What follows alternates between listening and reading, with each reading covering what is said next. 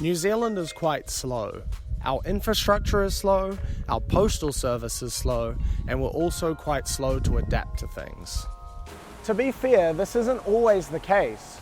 We were the first country to give women the right to vote. Our main problem is how slowly we are adapting to the ever-increasing population. With all the natural beauty and cultural identity we have to offer here in New Zealand, it's not hard to imagine why so many people ended up moving here. However, all of that sort of stuff will be lost if we don't fix our issues. And I believe our issues begin with how us as Kiwis move around. The only real way to move around this country, including in the cities, is via the car. 82% of trips are done this way. It wasn't always this way, however. Back in the 1800s to 1950s, Auckland, Wellington, Christchurch, Dunedin, Napier, Gisborne, New Plymouth and even Hamilton had a world-leading public transport system. That was until after World War II, where the American influence on New Zealand started to take hold. And that's when the government decided to go all in on the car. So they wrecked a bunch of houses, dug up the tracks, cut the funding, and put it all into the motorway system we know today. And that leaves us with our current system where most of us drive and own cars. You may be thinking, that's fine, driving everywhere works great. Well, no it doesn't. Oh my god, what are you doing, you fucking wank? Here's the problem. Firstly, those soul-crushing traffic jams. Sitting in traffic not only pollutes the surrounding areas and makes people late for things, it also makes people more depressed and less healthy. Cars also lead to infrastructure that is incompatible with walking and cycling. And when the council tries to tack it on as an afterthought, you get shit like this. And this. And fucking this. You're gonna have to want to die to ride your bike here. Also, we are forgetting an important part of the population that can't drive. Our youth. According to UNICEF, we have the second highest youth suicide rate in the developed world. Now, I'm not saying that cars are the sole issue that are causing this. What I'm saying is that it's a part of the amalgamation of things that cause it. So hear me out. It has been found that independence is one of the major factors for childhood happiness. New Zealand being a car-centric society makes independence very difficult and sometimes even impossible for our youth. I actually experienced this one personally. Growing up in a suburb without any public transport connections or possible walking routes meant I missed out on countless opportunities and moments throughout the years. Also, surely building a transport system where everyone has to make constant life or death decisions is a mean-ass idea.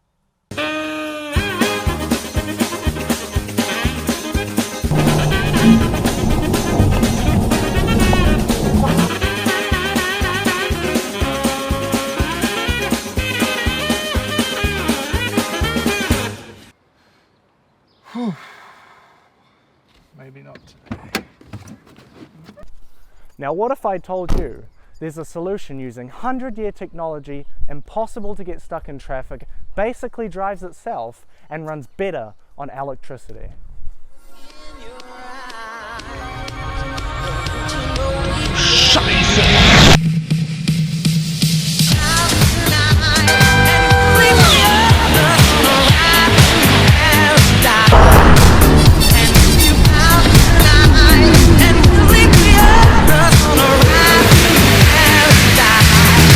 Wait a second, New Zealand already has trains.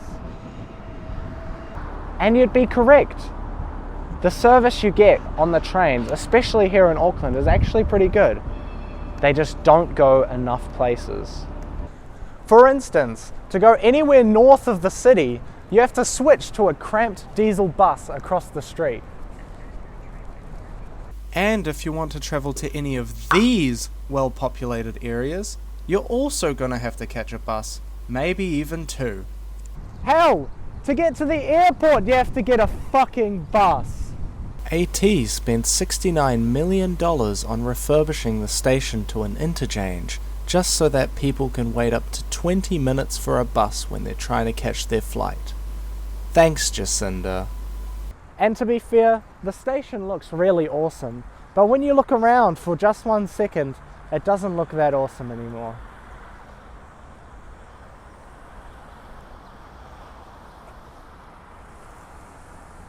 I'd much rather my tax dollars go towards an actual rail service to the airport rather than a fancy roof, escalators, and yet another bus.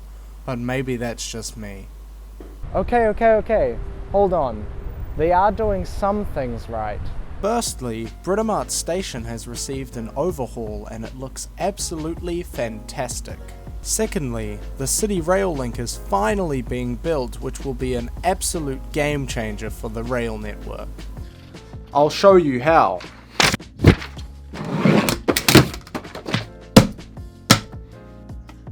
Here is West Auckland. Here is Britomart. Here are some other key features like Newmarket, South Auckland and East Auckland. Currently, to travel on the train from West Auckland to Britomart, you have to take this long, arduous route all the way across to Newmarket, park up, reverse the other way, through another station, and then finally end up in Britomart on the other side. This takes ages. What the City Rail Link will do is add 2 stations, one at Aotea Square, one at Karangahape Road. After the CRL, to travel from the west to Britomart, you simply go through those 2 stations in the city and end up on Britomart. The train will also continue going out to East Auckland. Also, if you want to go from West Auckland to South Auckland, the train will go through Mount Eden, through Grafton, and then across through Newmarket and down south, bypassing the busy middle. No more stupid Britomart transfers, 1-seat rides for all. Fun fact, the CRL was first proposed in 1920. Hey! I shit you not. Why did it take so long, you ask? Well, that has to do with the age-old excuse when it comes to New Zealand. New Zealand is just a small population. We don't have the money for massive transport infrastructure projects like that. Oh well. On to the next thing. Thirdly, the Pukekohe Connection Corridor is currently being electrified.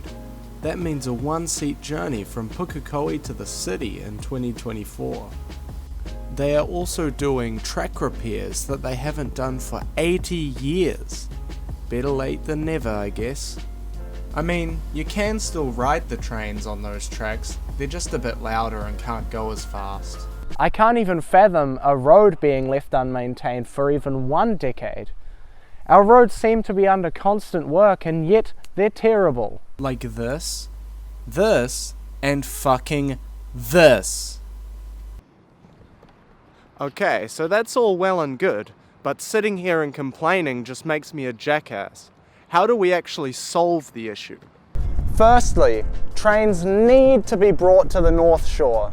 A good way to start is by turning the Northern Busway into a train line.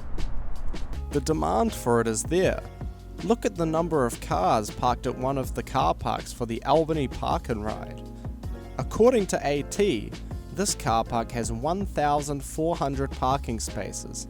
The average car passenger count is 1.5. Let's just make that 2 for the sake of argument. Our current trains can take 462 people per train. And that's not even including the unlucky bastards who don't get a seat. That means that all of those people could fit into 7 of these bad boys comfortably, rather than the 36 of these, or the 51 of these, all cramped. That means, at minimum, quintupling the capacity. And that's not even to mention the comfort upgrade the train brings. This dude is literally going for a walk. The next step would ideally be to have this created as our train network. Next time a suburb/town is built, a train station should be built to begin with and everything should be zoned around it. That way there is little need for expensive retrofitting efforts like tunnels and bridges. Just take Silverdale for example. A lot of people ended up wanting to move here, and so they built a whole new bunch of subdivisions like this in the area. And what followed was traffic at peak hours becoming an absolute nightmare. And not even all the houses are filled yet. And with where the rest of the remaining construction is taking place, there won't even be enough room to retrofit a busway, let alone a rail line. Wait, you may be thinking, what about Hibiscus Coast Bus Station? That's like pretty much a public transport corridor in Silverdale. But there's a few problems with it.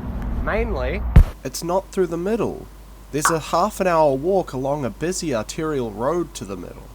This means that the vast majority of people living around Silverdale have to either catch the feeder buses, which take fucking forever, or fight over the few car parks that are available by the station. On top of all of that, the bus doesn't even have its own right-of-way, meaning that all the traffic between Silverdale and Albany, you're gonna be sitting in as well.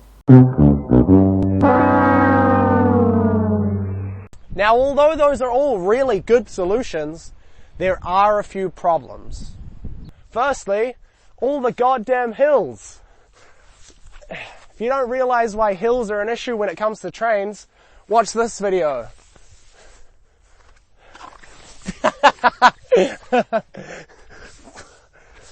Yeah. Secondly, there are a surprising number of people who are against spending any money within the transport sector on anything other than roading. And it doesn't help that all of our politicians' solutions are like this. We absolutely need time of use charging because we don't have overloaded bridges or roads. Yeah. They're just overloaded for short periods of the day. So you make people pay to be there at that time of the day. Like a congestion charging, yeah. Well, it's time of use charging rather than congestion is where you put a ring around a place and you have to pay to come in. Sure. We're just saying if you want to be on the motorway between Penrose and Green Lane between half past 8 and half past 9, you're going to pay a bit more for it. Yeah, right. And then maybe they won't. Nice idea, mate, but there are some problems. Number one, there are no viable alternatives to driving for the majority of the population of Auckland. Everyone who lives in any of these places and works in or near the city pretty much has to jump on that motorway. Number two, everyone has jobs. People can't just turn up to work late and say, "Mate, Wayne Brown said everybody's got to drive at different times." Thirdly, New Zealand as a government is actually pretty broke. NZ's annual government spending budget is around $28 billion per year. Now that may sound like a lot, but to put it into perspective, countries with great transport networks generally have larger budgets. For example, Germany has a budget for $307 billion per year, and the Netherlands has a whopping annual budget of around $729 billion per year. So let's address those problems. Firstly, the hills. Remember those old tram systems we had before? They went all around the city, and the city's hills can be steep as hell. The Auckland City Council also has the ALR project, which is a light rail line from the CBD to the airport. Light rail does offer less capacity than heavy rail, however it is much more forgiving when it comes to hills. The biggest problem with this project is the cost. The plan says that they're going to tunnel underneath pretty much the majority of Dominion Road, which hikes up the price and makes it bloody expensive. The right way to do this project, I believe, is to keep it surface level. Sure, that means less room for cars, but Dominion Road is so full of interesting restaurants that it really should be pedestrianised anyway. Getting rid of the cars, however, probably isn't even the worst thing. The traffic around here kind of ruins the place. Because in reality, where would you rather eat, hang out, and all that kind of stuff? In this place or in this place?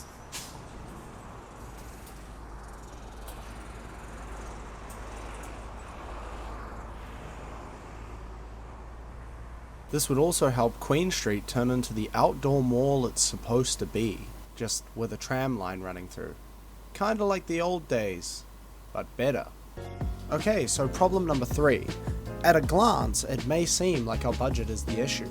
However, there is a major player we are leaving out, the country who we are mostly copying, the US.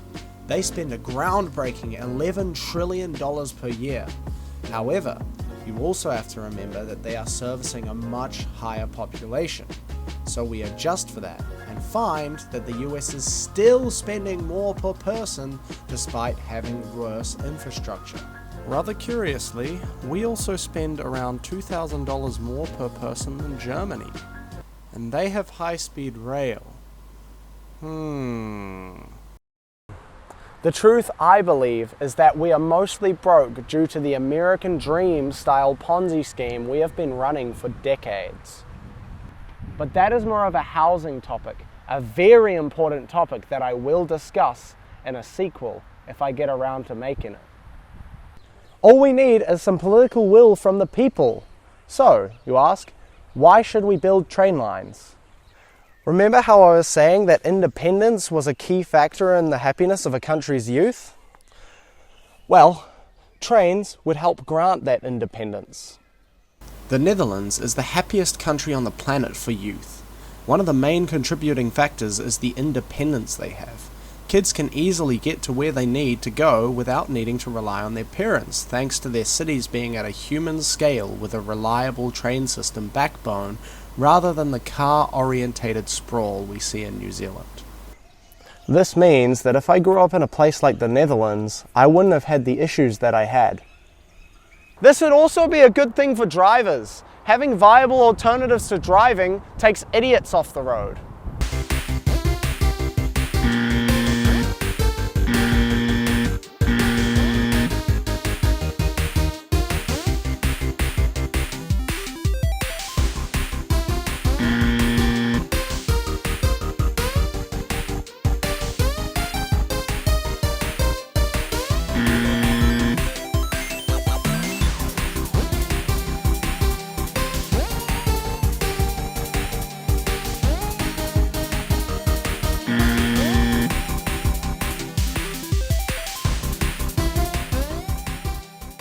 It also releases pressure off of our already hammered road network, meaning less traffic jams. Then even when they do happen, you have a viable alternative to practically parking on State Highway 1 for 2 hours. Stuck here forever. Fuck. Never fucking move! More money spent on public transport also means the next time a dictator wants to take over his neighbors, we don't have to get hit in the face by the long dick of OPEC's oil markups. Okay, I know I'm ragging on about cars a lot here, but the truth is, I don't actually hate them. In fact, I actually really enjoy driving. What I don't like is car dependency. Car dependency means that with the growing population, we are forced to make our roads wider and wider. We're gonna end up like the United States if we don't stop this. On top of all that, road design isn't even really done correctly here. On residential streets, traffic calming is pretty much non-existent, apart from maybe a sign, and on the arterial roads they have arbitrary speed bumps and slow speed limits. And I don't know about you, but I hate feeling like I'm going at a snail's pace on the road. Here is an example of good road design. This is Hurstmere Drive, a street that goes through what's supposed to be a busy shopping area. To slow people down here, instead of just putting signs up, they actually made the road area narrower so drivers feel like they're driving fast when they drive the speed limit. And then doing that, they also gave back some space to pedestrians, which makes the place into a much nicer place to be and hang out. This is the type of intelligent road design used in Europe, especially the Netherlands. The basic idea is that if you design a road for a speed limit correctly, hardly anyone will speed because it feels natural to drive that posted speed. One of the great things about driving in the Netherlands is that it's rarely necessary to look at the speed limit. The road design takes care of that for you. Here is a 50 km/h road. And on this street, it feels right to drive slower. Here we are approaching a pedestrian crossing, and the street design suggests we should slow down and pay attention. And this is very clearly a slow residential street where it feels right to drive 30 km/h. That was a snippet of Not Just Bikes, a creator solely focused on urban planning. You should check out some of his videos because he covers a lot of things that I want to cover but can't in one documentary. Be warned though, because if I haven't already convinced you, doing that will surely convince you that New Zealand is designed like shit. Now you may be thinking, why does this kid have to rag on New Zealand like that? And the truth is because I actually really love New Zealand. All the things I've mentioned in this documentary seem to be ways that we're suffering here in New Zealand and ways that could be improved to make us into an even better country than we already are. But hey, take everything I say with a grain of salt, because I am just an idiot 20-year-old after all.